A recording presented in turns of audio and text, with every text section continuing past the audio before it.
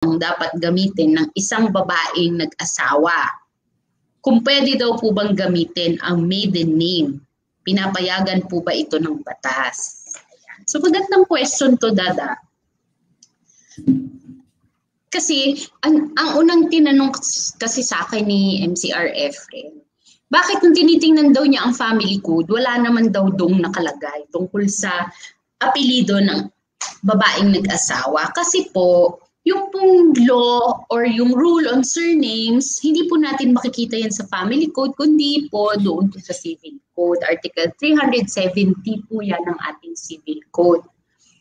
Tapos, yung patungkol po sa mga married women, meron po kasing tatlong ways. Kung for example, nag-asawa ka ngayon, ano yung mga pwede mong gamitin na apelido upon your marriage? So, tawag dito, may tatlo pong options. Okay? So yung unang option is yung nalalaman nating lahat is ina-adapt ngayon ng babae yung apelido ng asawa niya. Diba? Yun ang kadalasan nating nakikita.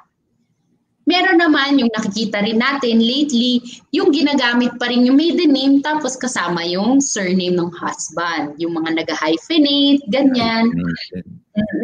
Maiden name, maiden surname, and surname of husband. Pwede rin yun. Yung pangatlo, although hindi to very popular, allowed to. At hindi pinagbawal ng batas natin to, ay yung patuloy na paggamit ng maiden name ng babae. At hindi niya sinusunod yung apelido ng asawa niya. Pwede po yun. Hindi pinagbabawal ng batas yun. Yan. Tapos, ang tawag dito, hindi nga lang siya popular. Lalo na dito sa Philippines, hindi siya kadalasang ginagamit. Okay? Pero option po ng babae yan at hindi po yan pinagbabawal ng batas. Okay?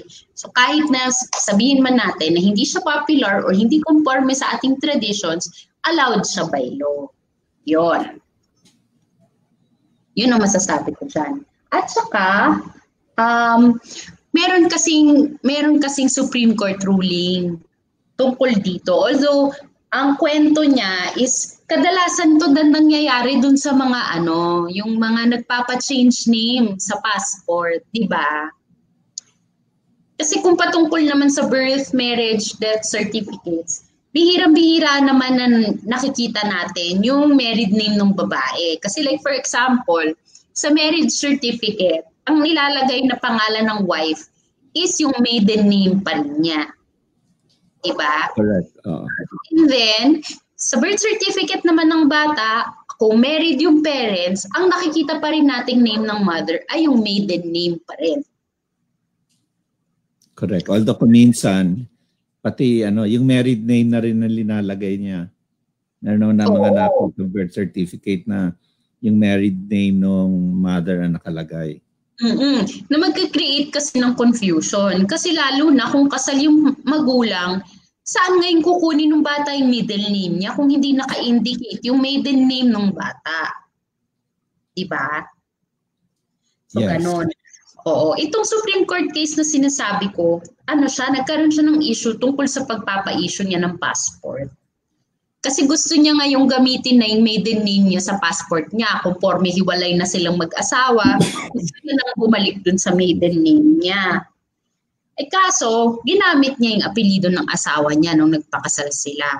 Kaya hindi siya pinapayagan ngayon ng DFA na ibalik yung pangalan niya sa passport sa maiden name. Diba? So yun ang sabi ng Supreme Court.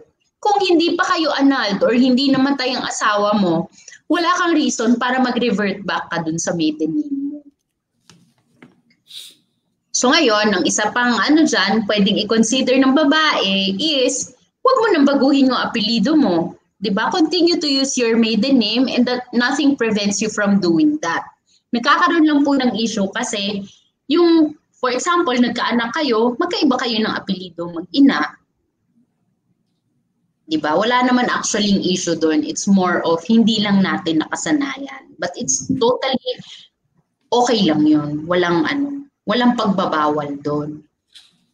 Baka sa border magka-problema ka. sabi mo, anak ko yan, pero iba yung mga apelyido nyo. Oo, pero kailangan mo lang sigurong ipakita yung marriage certificate.